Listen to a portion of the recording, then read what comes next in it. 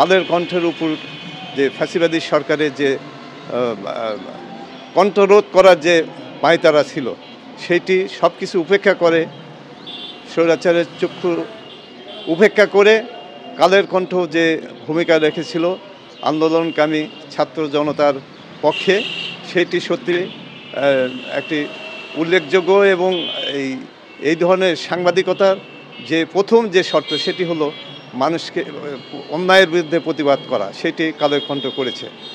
আমি কালের কণ্ঠ ১৫তম প্রতিষ্ঠাবার্ষিকী উপলক্ষে আমি এই পত্রিকার উত্তরোত্তর উন্নতি কামনা করি এবং কালের কণ্ঠে যারা জড়িত আছেন সবাইকে আমার পক্ষ থেকে এই সাহসী ভূমিকা রাখার জন্যে ধন্যবাদ এবং অভিনন্দন জানিয়ে আগামী দিনের কালের কণ্ঠ আরও বাংলাদেশে আরও ব্যাপক প্রচারিত হোক।